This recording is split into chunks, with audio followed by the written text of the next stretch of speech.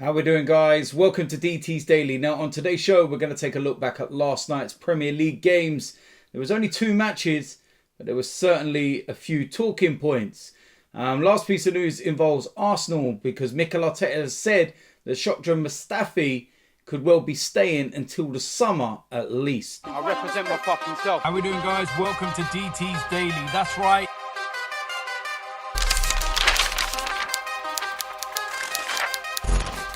So the first place we're going to start is last night's Premier League games. Only 2, but there was, a few talking points, and it's going to affect both ends of the table. Now the first game was Manchester City against Brighton, and this was a 1-0 win to Manchester City. But it was more comfortable than the scoreline suggests. Phil Foden scored an excellent goal just before half-time. Raheem Sterling, my word, his penalty, that will come down with snow on it. But they got the job done. And the thing about Manchester City is that they're one of the clubs that are going to be chasing down Manchester United. And they're one of the clubs that have been very, very quietly going about their business. And it's only now people are starting to look and say, hold on a minute, Manchester City are up there and they're starting to win games. And when you look at the Premier League table, they're currently 3rd. They have a game in hand on Manchester United, and they're only 4 points behind. So they win their game in hand, they go 1 point behind. And of course, this weekend it's Liverpool, Manchester United. So very, very quickly, it could well swing around and Manchester City be above Manchester United.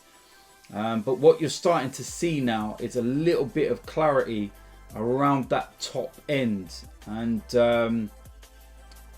teams are going to want to start getting a run together and,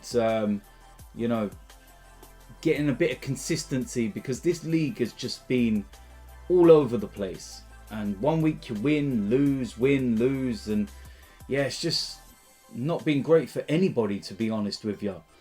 But at the bottom end of the table, Brighton, they're 4th from bottom. And they're currently 2 points ahead of Fulham. But Fulham have 2 games in hand. So Brighton, they're in a bit of a mess right now. And they could well be one of those sides that, going to be fighting that relegation. And looking way, way ahead down the line. I didn't actually realise this until I was looking at the fixtures the other day. But Brighton's last game of the season is Arsenal.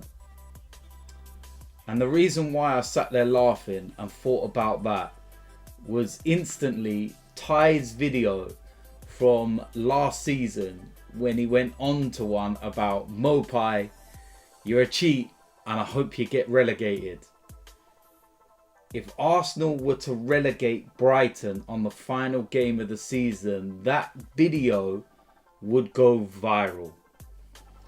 But it's a long, long way to go. Still 20 matches for Brighton to get themselves out of the mess. But Manchester City, like I was saying, they're going about their business. And people are now starting to take notice. Whereas before, everyone was kind of not mentioning them. But they are now. The next game was Tottenham against Fulham. And Tottenham doing Tottenham things. Dropping points at home against Fulham. And this one finished 1-1. And in the first half, Spurs did have their opportunities. And they had a goal disallowed. Harry Kane scored. And you were sitting there thinking to yourself, will they come back to bite them? Because in the second half, it was very evident that Spurs went and continued to do what Mourinho does, which is go 1-0 up and sit back and just try and see the game out. Fulham were excellent in the second half, and to be honest with you, they should have won the game. They scored with 15 minutes to go. Cabellos with the equaliser, really good goal. But Spurs, they're not going to be happy with that in any way, shape or form. And, a few weeks ago, this was the all-conquering, title-chasing Tottenham. What's happened to them now? I'm sorry, but I look at that and I just sit there and I find it quite amusing because, you know, you've got to look at tonight's game, for example, with Arsenal. And if Arsenal win their game tonight, they go 4 points behind title-chasing Tottenham. Interesting. But what more can I say? Spurs doing Spurs things and dropping points, and yeah, I'm not going to sit here like I'm disappointed about it because I find it absolutely highly amusing. I found it highly amusing when Spurs fans started to speak about how they could, you know, mount a title challenge and win the league in any case. No, it's not going to happen. But they're 6th. And I've already seen the memes on social media that was quite funny, actually, from Manchester United fans. With Manchester United currently being 1st and Spurs being 6th, they've put up images of the scoreboard at Old Trafford where Spurs, of course, beat them 6-1. And if you haven't got it already, 1-6. You get it now? It's quite witty. But yeah, listen, Tottenham dropped points again. And an interesting side note to this as well. Maurizio Pochettino. Of course, he is the PSG manager. And last night, he won his first trophy as a manager. Oh, now let me put this into comparison for you. He's managed 3 games at PSG and he has 1 trophy. He managed 293 games at Tottenham and he had 0 trophies. So the problem was Tottenham after all. There you go. Congratulations to Pochettino. It took you leaving Tottenham to finally fulfill your dream of winning a trophy. Well done. Last piece of news involves Arsenal. Sorry. Mikel Arteta was speaking about Mustafi, and it doesn't look like we're going to be getting rid of him this month, and we're going to have to wait until his contract expires at the end of the season.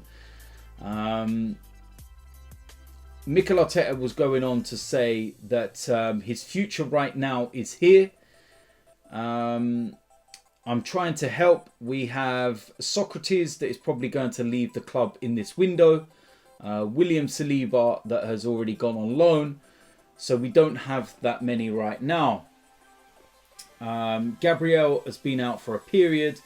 David Luiz has been injured. So the situation is completely different to before. So I think, yeah, it's very evident what he's saying. That, you know, he wanted to get rid of Mustafi. Arsenal wanted to try and recoup some kind of fee. You know, we spent over £30 million on the guy. We knew we weren't going to get a lot back because of how long he's got on his contract. But we were like, let's just try and get something back. Just a little tiny bit. But given the fact that Saliba's gone on loan, Sokratis is on his way out of the door. David Luiz has, of course, been picking up injuries of late and not had any kind of consistency there. Yeah, I can kind of see where he's coming from in that respect. That you imagine if we do get rid of Mustafi and then we had an injury crisis, Rob Holding got injured, Luiz, whatever it might be. And then you're sitting there going, oh no, we ain't even got any defenders. We've got rid of Sokratis, we've got rid of Mustafi, we've got rid of Saliba. And you're sitting there scratching your head just thinking to yourself, what are we going to do now? So I can understand. I think that Arsenal are kind of looking at the situation and just looking at it and thinking, yeah, we're going to have to cut our losses. We're going to lose out on this deal no matter what. So, you know, we may as well just go through to the summer, have cover there just in case. And what will be, I think. So that's pretty much it. And yeah, I know some people will not be happy about it, but I think given the situation, it is what it is. Maybe if something changed in the next couple of weeks, yeah, but I doubt it. Let's get Mustafi, just put to the side for a second. Let's worry about getting Sokratis out the door, Ozil out the door, Kolasinac's already gone, and then try and bring one or two players in because we've got a couple of weeks left. But there we go. That is it for today's DT's Daily. As usual, let me know in the comment section what you think about today's topics. If you're new around here, make sure you hit the subscribe button, smash a like on this video, and I will see you lot soon. I'm out of here.